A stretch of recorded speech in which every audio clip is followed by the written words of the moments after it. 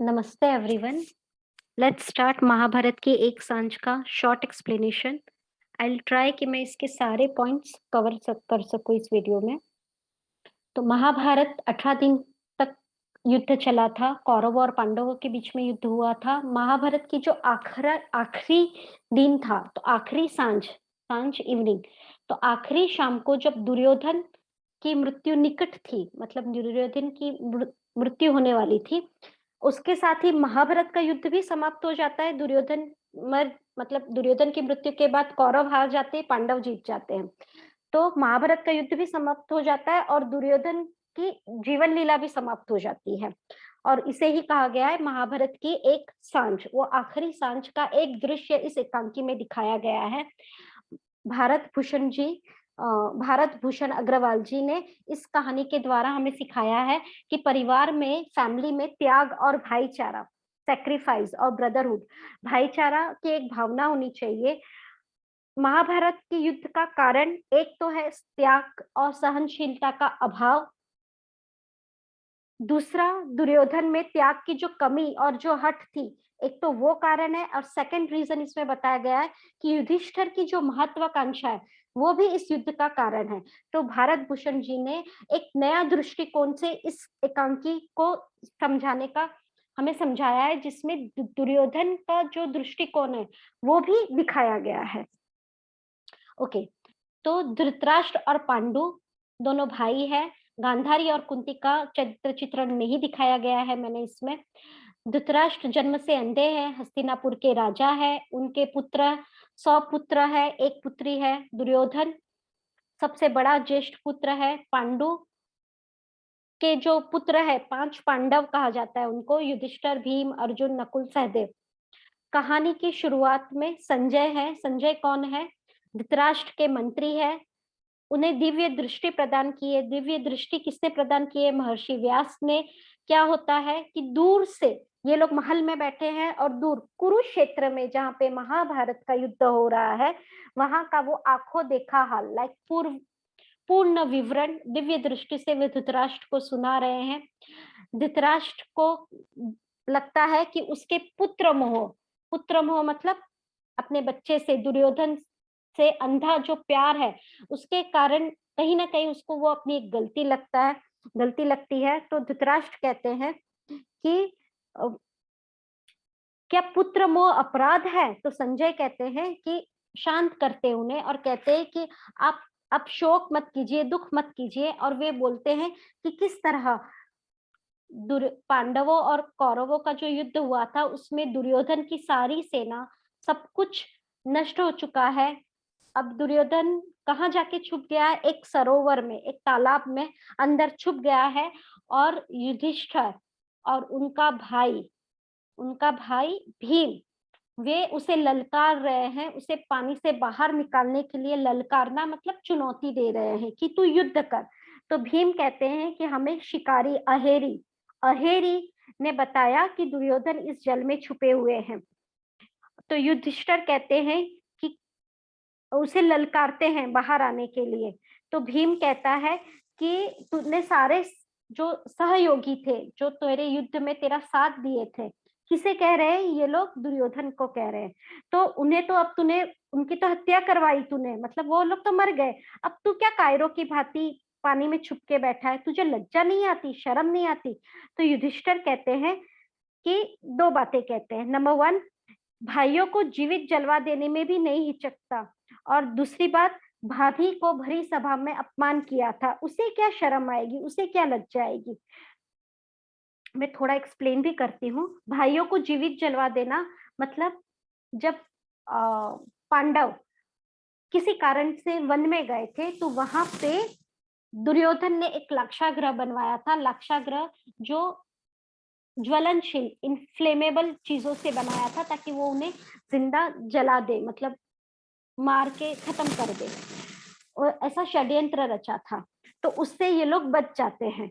तो वो बोलता है जो अपने भाइयों को जीवित जलवाना चाहता है, और फिर जब चौसर चौसर एक द्रुत क्रीड़ा होती है, एक तरफ की गैम्बलिंग, जब वो हो रहा था, पासे खेले गए थे, तभी द्रौपदी का उन्होंने अपमान किया था। द्रौपदी पांचों पांडवों की पत्नी, उसका अपमान किया था, तो वो बोलते हैं कि जो अपनी भाभी का अपमान कर सकता है उसे किस बात की शर्म आएगी।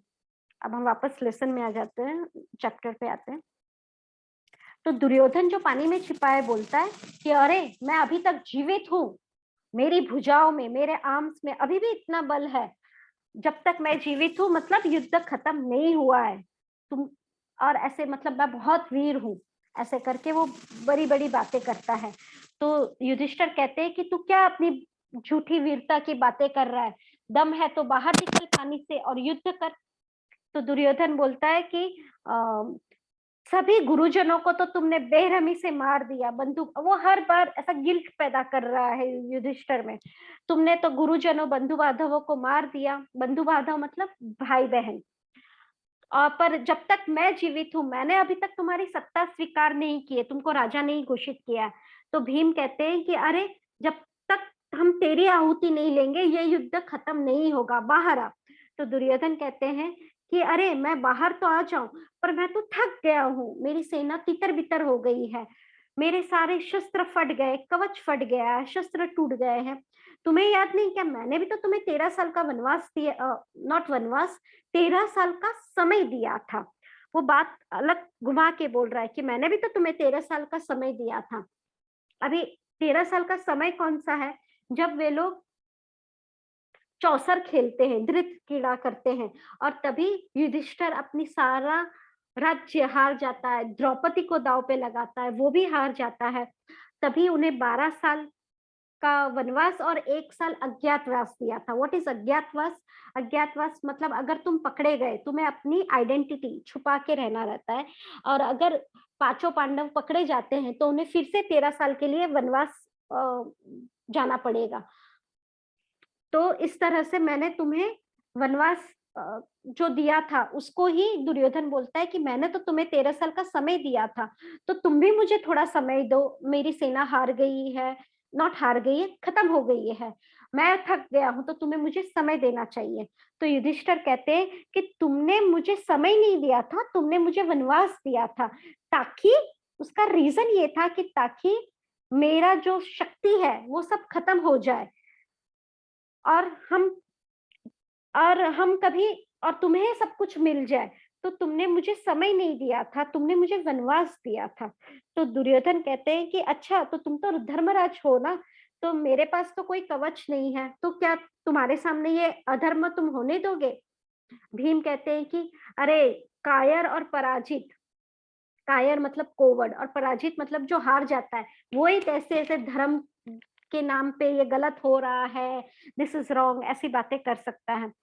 तो युधिष्ठिर कहते हैं कि धर्म की बातें तू कर रहा है, तूने तो, तुम लोगों ने मतलब कौरवों ने तो 7 7 महारथियों ने मिलकर किसको, ये रहा अभिमन्यु, अभिमन्यु तुमने तो उस मार डाला था। अभिमन्यु कौन था? अभिमन्यु अर्जुन का पुत्र था, 16 वर्ष का आयु का, कम उम्र आयु का नौजवान था। उसने चक्रव्यूह को भेदा था, और सभी ने मिलकर, द्रोणाचार्य, कर्ण, जयद्रथ, अश्वत्थामा, शकुनी, दुर्योधन, दुशासन, 7 7 महारथियों ने मिलकर अभिमन्यु को मारा था। ये नाम याद नहीं होंगे तो चलेगा, जस्ट रिमेम्बर 7 लोगों ने उसे मिलके मारा था। Let me tell you one thing, Abhimanyu की मृत्यु 13वें दिन हुई थी। 18 दिन तक युद्ध चला था महाभारत का, 13वें दिन, और सारे नियम तोड़े गए थे, कौरवों ने सारे नियम तोड़े थे। कुछ नियम थे, सूर्योदय के समय युद्ध होता है शुरू, और सूर्यास्त के पहले खत्म होता है, और एक वीर से सिर्फ एक वीर युद्ध कर सकता है, ऐसे मिल के ग्रुप में तुम युद्ध नहीं, किसी को मार नहीं सकते हो। और अभिमन्यु के को मार के जो उसका शरीर था, और तभी सभी लोग बहुत हंसे थे, और बहुत बुरी तरह से सबने अभिमन्यु को मिलके, इतने महारथियों ने मिलके मारा था। तो वो बोलते हैं कि तुमने जो मारा था वो क्या धर्म था? और तुमने जो बोला था कि मैं सुई की नोक के बराबर भी तुम्हें भूमि नहीं दूंगा, क्या ये धर्म था? सुई की नोक मतलब नीडल के जितनी भी, ये बात कब आई थी?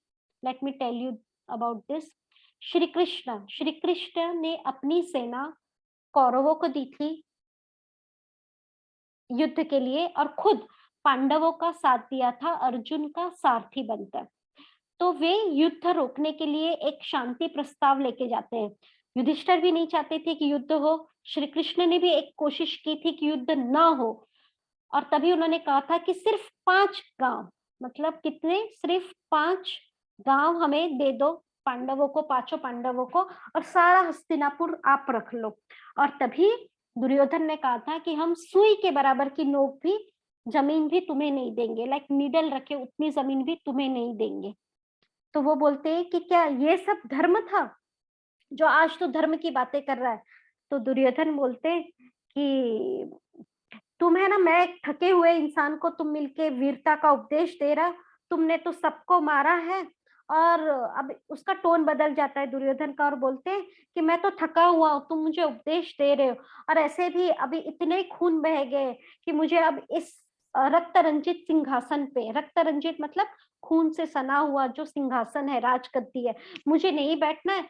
तुम जाओ, तुम अपना हस्तिनापुर संभाल लो, और मैं अब भगवान का नाम लेके भगवत गीता करूंगा। तो भीम कहते हैं कि ये कूटनीति, ये गुप्त चाल नहीं चलेगी, तुम्हें तो युद्ध करना ही पड़ेगा। दुर्योधन कहते हैं कि मेरे प्राणों का नाश करके तुम्हें क्या मिल जाएगा। तो युधिष्ठिर कहते हैं कि अरे, प्राणों का इतना मोह था तो तूने ये महाभारत क्यों की, युद्ध ही क्यों करवाया, इतने लोगों को क्यों मरवाया। इस तरह से युधिष्ठिर और भीम बार बार उसे युद्ध करने के लिए ललकार रहे हैं। तो दुर्योधन कहते हैं कि ठीक है, मैं तो अभी युद्ध चाहता नहीं हूँ, अभी आगे का ये जो है, तुम अगर फिर भी, अगर मेरा हाथ में शस्त्र नहीं है, अस्त्र नहीं है, तुम ये लो, मैं खड़ा हूँ, पानी से बाहर आ गया था, खड़ा है थका हारा, ऐसे युधिष्ठिर के सामने, लो उड़ा लो मेरा शीश, और बस तुम जीत जाओ, तुमने इतने लोगों का खून किया है, एक और सही रक्त रंजित सिंहासन, मतलब खून से सने हुए सिंहासन फिर तुम्हारा हो जाएगा। तो युधिष्ठिर कहते हैं कि अरे, पहले तो बहुत वीरता का दंभ भर रहा था, वीरों के जैसे बात कर रहा था, और अब कायरों के जैसे भीख मांग रहा है। चल, मैं तुझे एक कवच देता हूँ, एक अस्त्र, कवच मतलब प्रोटेक्शन, एक अस्त्र देता हूँ, और धर्म के हिसाब से तू एक के साथ ही युद्ध करेगा। और ये भी बोल देते कि अगर तू जीत गया, सारा राज्य तेरा। तो भीम कहते हैं कि अरे, ये गलत है, हमें ऐसा करने की जरूरत नहीं है, ये बिल्कुल अनावश्यक है। ऐसा क्यों कहते हैं? क्योंकि भीम को पता है कि अगर वो जीत जाता है तो सारा युद्ध वो जीत जाएगा, अगर उसको शस्त्र मिल गया और फिर युद्ध में तो हारना ही है, सब हार गए तो ये गलत है, मतलब इतने लोगों ने आहुति दी है, उनके साथ भी तो नाइंसाफी होती है। भीम ऐसा नहीं कहता, बट भीम ने ऐसा क्यों कहा, ऐसा पूछते कि ये बिल्कुल अनावश्यक है, बुरे व्यवहार करने वाले के साथ ऐसा नहीं होना चाहिए। तो दुर्योधन बोलता है कि ठीक है, अगर मैं जीत जाता हूँ युद्ध, मतलब अभी 1 to 1 एक लास्ट लड़ाई होगी, तो अगर मैं जीत जाता हूँ तो इट विल बी लाइक जो डेजर्ट होता है, मरुस्थल, रेगिस्तान, उस पे एक पानी की बूंद आती है, तो कोई मतलब नहीं है, तो मेरी इस जीत का कोई मतलब नहीं है। पर अगर हाँ, मैं हार भी जाता हूँ, तो चलो, तुम्हारी महत्वाकांक्षा, तुम्हारी ये जो ओवर एम्बिशन चीज है, युधिष्ठिर को बोलता है, तुमको एक और उसमें बढ़ जाएगा तुम्हारा एम्बिशन, तो तुमको लगेगा कि चलो, मैं तो जीत गया, एक और जन को तुम मृत देह पे अपना झंडा गाड़ोगे। तो संजय कहते हैं, संजय कहाँ है? महल में। किसको कहते हैं? ऑफ कोर्स, जो अंधे राजा थे, क्या नाम था, भूल गई मैं उनका नाम, धृतराष्ट्र। ओके, जो धृतराष्ट्र को कहते हैं, संजय धृतराष्ट्र को कहते हैं कि भीम और दुर्योधन के बीच में युद्ध हो रहा है। कौन सा युद्ध हो रहा है? गदा युद्ध हो रहा है। दुर्योधन का जो नाम है, एक और नाम है सुयोधन भी। उन दोनों, सुयोधन अपने पराक्रम से युद्ध जीत ही रहे थे, पर श्री कृष्ण ने संकेत दिया, संकेत मतलब एक इशारा किया, किसको? भीम को। श्री कृष्ण ने भीम को इशारा किया कि दुर्योधन के कमर के नीचे, थाइस, जांघों पे प्रहार करो। और भीम नियम के अगेंस्ट जाके, क्योंकि नियम होता है मल्ल युद्ध में, जो गदा युद्ध होता है उसमें कमर के नीचे प्रहार नहीं कर सकते, तो भीम कमर के नीचे मार जीतता है और कौन हार जाता है? दुर्योधन धराशायी हो जाते हैं। धराशायी मतलब बहुत युद्ध होता है, दोनों थक जाते हैं, दुर्योधन जीत रहा है और अचानक भीम ने थाइस पे, जांघों पे मारा और दुर्योधन गिर पड़ते हैं। तो धृतराष्ट्र करते हैं कि अरे इन हत्यारों ने तो अधर्म से मतलब रॉन्ग वे से मेरे पुत्र को मार दिया करके शोक करते हैं। और संजय बताते हैं कि किस तरह कृष्ण के कहने पे भीम ने दुर्योधन को प्रहार करके उसको घायल कर दिया है। दुर्योधन मरने वाले हैं, अभी घायल है बहुत ज्यादा। और अभी पांडव शिविर में चले गए हैं और अब कौन मिलने आया है? सबसे पहले दुर्योधन। अब ये महाभारत की जो आखिरी सांझ का दृश्य अब आ गया है। दुर्योधन लेटे हुए मृत्यु का इंतजार कर रहे हैं और अभी उनसे मिलने आए हैं। युद्ध खत्म हो गया है, पांडव जीत गए हैं, कौरव हार गए हैं और अब उन्हें मिलने कौन आ रहा है? दुर्योधन को मिलने अश्वत्थामा। अश्वत्थामा मिलने आते हैं सबसे पहले। अश्वत्थामा कौन था? चलिए थोड़ा सा देख लेते हैं। अश्वत्थामा है गुरु द्रोणाचार्य के पुत्र और पांडवों के पुत्रों की छल से हत्या की, ये याद रखिए। क्योंकि जब अश्वत्थामा आते हैं तो अश्वत्थामा ऑलरेडी बहुत दुखी रहते क्योंकि उनके पिता गुरु द्रोणाचार्य कौन थे? कौरवों और भीष्म को जिन्होंने शिक्षा दी थी, उनका युद्ध में उनकी भी मृत्यु हो जाती है और नियमों के अगेंस्ट जाके उनकी मृत्यु की थी। किसने? पांडवों ने मारा था द्रोणाचार्य को। तो अब अश्वत्थामा बहुत दुखी थे। अश्वत्थामा अभी दुर्योधन जो लेटा हुआ है उसकी टीम से, कौरवों की ओर से लड़ रहे थे, तो वे बोलते हैं कि ठीक है, मैं पांडवों के सर काट के लाता हूं और हम युद्ध जीतेंगे। ऐसा बोल के वो जाते हैं और रात्रि में सोए हुए पांडवों का सर काटने के चक्कर में वे पांडव पुत्र, वो इतने दुखी थे, इतने गुस्से थे, तो उन्हें पता ही नहीं चला, वो पांडव के छोटे पुत्रों के सर लाके दे देते। तो पांचों पुत्रों की हत्या कर देते, पांडवों के पुत्रों की। याद रखिए, पांडवों के पुत्रों की, लाइक भीम, अर्जुन, युधिष्ठिर, उनके पुत्रों की हत्या कर देते शिविर में जाके। तो ये क्वेश्चन भी पूछा जाता है कि किस बात का दुख था दुर्योधन को? तो ये एक था कि दुर्योधन भी इस बात से दुखी हो गए थे जब वो आते हैं। तो ये दिया नहीं गया लेसन में, बट ये आउट ऑफ पूछा जाता है कभी कभी, आउट ऑफ सिलेबस बोल सकते हो आप। तो एक अश्वत्थामा आए थे और वो चले जाते हैं कि हम युद्ध जीतेंगे करके पांडवों की शिविर की ओर। और उसके बाद कौन आता है मिलने के लिए? युधिष्ठिर। युधिष्ठिर क्यों आते मिलने के लिए? युधिष्ठिर मरते हुए दुर्योधन को सांत्वना देने के लिए, ऐसे भी वे धर्म पे चलने वाले, विनम्र, सबके लिए दया भाव रखते थे। तो अब वो दुर्योधन से आखिरी समय में मिलने के लिए आते हैं। तो दुर्योधन कहता है कि तुम्हें सारी जिंदगी तो मुझे चैन से रहने नहीं दिया, अब भी क्या शांति से मरने नहीं दोगे? तो युधिष्ठिर कहते हैं कि तुम मुझे गलत समझ रहे हो। मैं तो तुम्हारे कोई पश्चाताप हो रहा होगा तो मैं शांति देने आया हूँ। तो दुर्योधन कहते हैं कि पश्चाताप मुझे नहीं, तुम्हें होना चाहिए, क्योंकि तुमने ही सारे षड्यंत्र किए हैं। और ये भी कहते हैं कि तुम मुझे बार बार दुर्योधन क्यों कह रहे हो? मेरा नाम तो सुयोधन है। अब तो तुम राजा बन जाओगे तो तुम इतिहास बदल दोगे और मुझे दुर्योधन लिख के नाम से मेरा नाम ही बदल दोगे। और तुम अब ये जो सगे संबंधी राजा महाराजाओं और गुरु द्रोणाचार्य, पितामह, सब गुरु के जो रक्त से नहाया हुआ मुकुट पहनोगे और सारा इतिहास बदल दोगे अब तुम। और तुम कहते हो कि तुम न्याय करते हो, अपने आप को धर्मराज कहते हो। तो युधिष्ठिर कहते हैं कि अरे मैं तो हमेशा से न्याय ही करता हूँ और न्याय के चक्कर में तो ही, मतलब न्याय के लिए ही तो मैंने अपने सगे संबंधियों सबको तड़पते हुए देखा, सबके खिलाफ मैंने युद्ध किया, क्योंकि न्याय यही था, धर्म के नाम पे चलने के लिए तो मैंने ये किया। तो दुर्योधन कहते हैं कि अपने स्वार्थ को है ना, तुम न्याय मत बोलो, तुमने ये सब अपने स्वार्थ के लिए किया, क्योंकि तुम्हें महत्वाकांक्षा थी, तुम्हें हस्तिनापुर का राज्य चाहिए था। तो युधिष्ठिर कहते हैं कि मेरे को, मतलब मुझे मैं स्वार्थी नहीं हूं। मैं स्वार्थी कैसे हुआ? पिता का राज्य पे क्या पुत्र का अधिकार? पिता कौन? पांडु।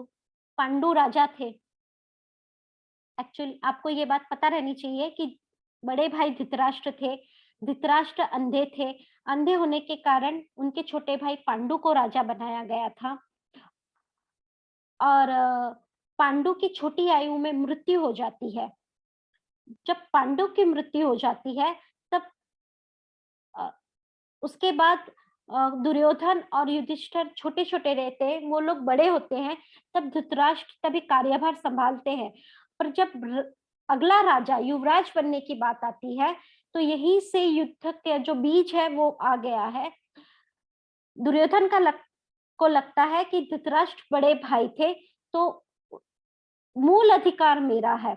और युधिष्ठिर को और सभी लोगों को, लाइक सभी पितामह गुरुजन, उनको था कि पांडु राजा था तो राजा का पुत्र राजा बनेगा युधिष्ठिर।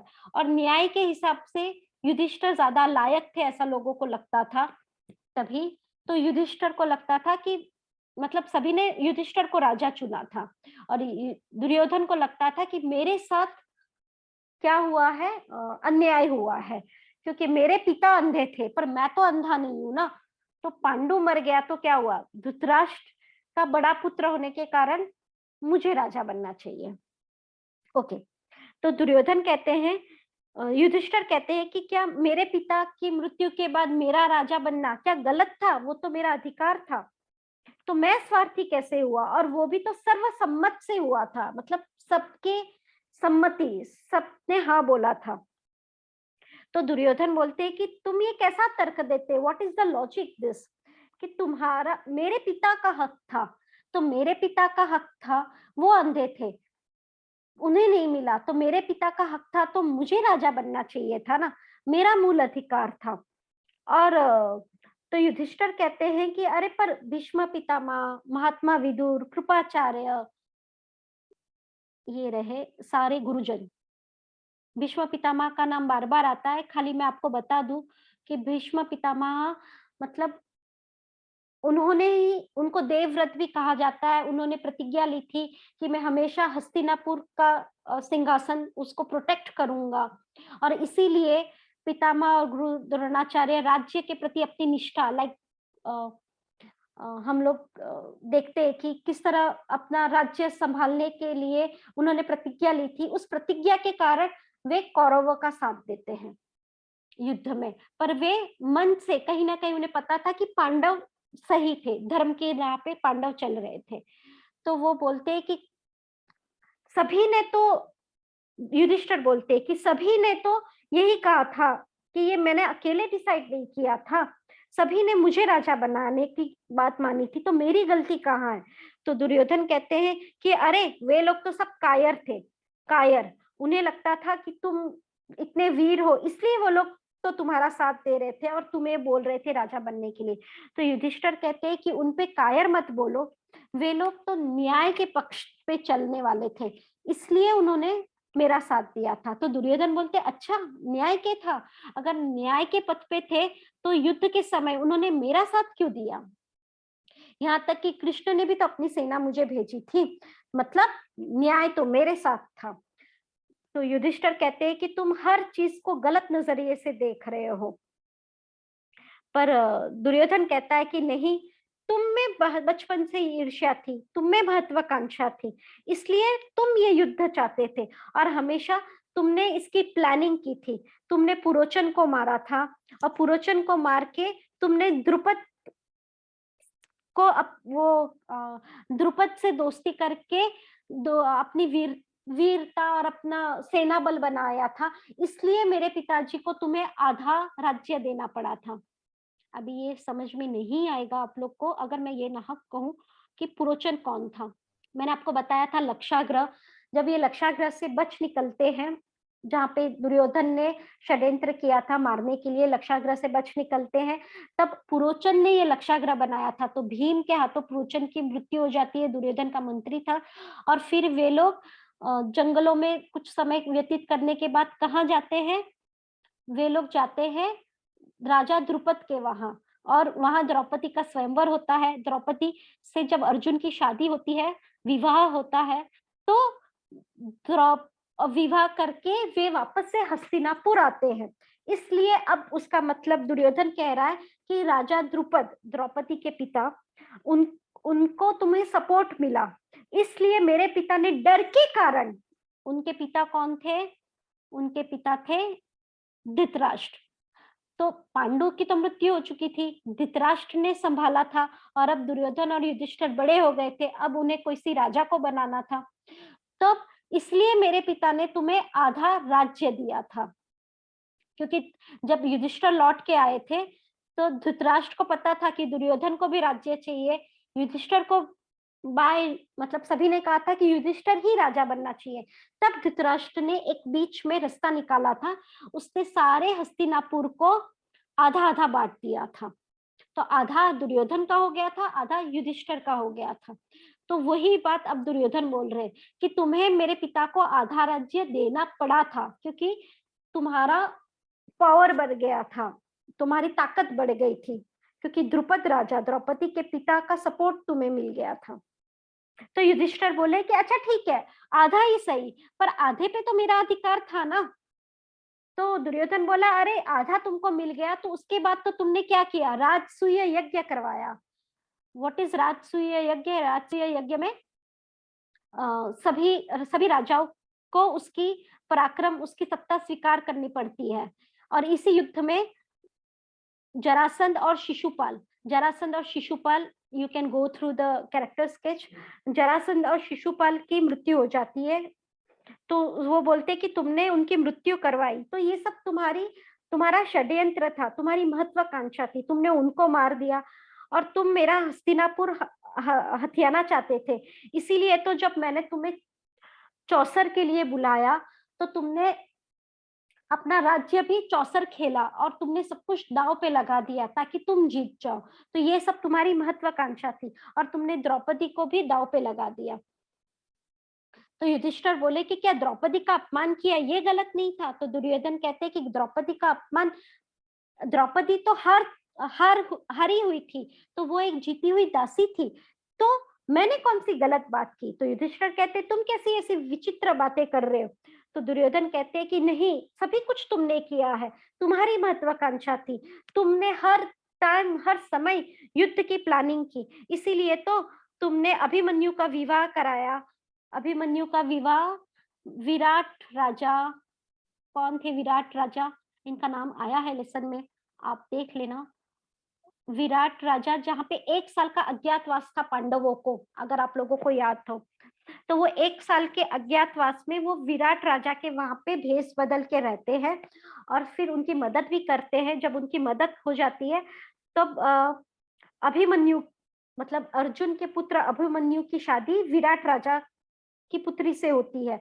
इसलिए दुर्योधन कहते हैं कि तुमने यज्ञातवास में भी, वनवास में भी इस युद्ध की प्लानिंग कर रहे थे, आप लोग षड्यंत्र कर रहे थे। मैंने तो तुमको यज्ञातवास भेज दिया, पर तुम चाहते थे कि महाभारत का युद्ध हो, और तुमने ये सब प्लानिंग की, तो ये युद्ध तुम्हारी महत्वाकांक्षाओं के कारण हो रहा है। तो हु इज रिस्पॉन्सिबल? तो तुम रिस्पॉन्सिबल हो। मुझे तो सिर्फ वीरोचित कर्तव्य के कारण युद्ध करना पड़ा। तो युधिष्ठिर कहते हैं कि अभिमन्यु का वध क्या वीरोचित था? तो दुर्योधन कहते हैं कि द्रोण, कर्ण और मैं, मुझे भी तो आज किसने मारा था? यस, भीम ने। भीम ने मुझे आज मारा, वो भी तो क्या धर्म के हिसाब से मारा। तो वीरोचित, व्हाट इज वीरोचित? जो वीरों को शोभे, लाइक ब्रेव पीपल को सूट हो, ऐसा काम। तो क्या वो सब गलत नहीं था? तो दुर्योधन बोलते हैं कि मुझे तो वीरोचित कर्तव्य के कारण युद्ध करना पड़ा था, तो तुमने भी तो मुझे धर्म के अगेंस्ट जाके आज मारा। तो युधिष्ठिर बोलते हैं कि तुम सच और झूठ के बीच में समझ ही नहीं पा रहे हो। तुम जो सोच रहे हो कि ये सब प्लान मैंने किया था, मैंने षड्यंत्र किया, मैं युद्ध चाहता था, ये सब गलत है, मैंने तो कभी युद्ध चाहा ही नहीं था। तो दुर्योधन बोलते हैं कि तुम्हारे कारण ही, तुम्हारी महत्वाकांक्षा, रिमेंबर द वर्ड महत्वाकांक्षा, महत्वाकांक्षा के लिए ही ये युद्ध हुआ है। तो युधिष्ठिर कहते हैं कि शांत हो जाओ, शांत हो जाओ, मैं तुम्हें शांति देने के लिए आया हूँ। तुम वीरों की भांति धैर्य रखो, आखिरी समय है। तो दुर्योधन कहते हैं कि मेरे मन में कोई पश्चाताप नहीं है, मैं तुम्हारी शरण नहीं आया हूँ, मैंने तो युद्ध किया और आज वीर गति प्राप्त करके स्वर्ग जाऊंगा, मुझे सिर्फ एक बात का दुख है। कौन सा?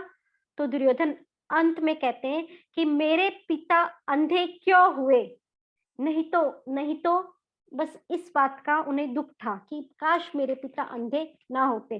तो इस तरह हम देखते हैं कि दुर्योधन अंत में अंत तक यही सोचते रहते हैं कि काश उनके पिता अंधे नहीं होते, और कहीं ना कहीं उन्हें लगता है कि युधिष्ठिर की महत्वाकांक्षा भी इस युद्ध का कारण है। तो यहाँ दुर्योधन का एक दृष्टिकोण दिखाया गया है, और और ये समाप्त होता है।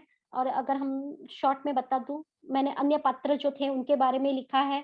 दुशासन कौन था? दुर्योधन का छोटा भाई था, द्रौपदी का चीर हरण किया था, और भीम ने प्रतिज्ञा ली थी उसके छाती को चीर कर खून से बाल धोने के लिए द्रौपदी के केश को रक्तपान, और वो रक्तपान भी किया उन्होंने, और द्रौपदी के केश भी धुलवाए थे। और एक अन्य पात्र में राजा विराट मैंने बताया, राजा विराट के वहां अज्ञातवास निकाला था। और I think I have covered all the points. Detail explanation you can refer line by line explanation. I hope आप लोगों को समझ में आया होगा ये chapter. Please do share it. Thank you so much. Bye bye.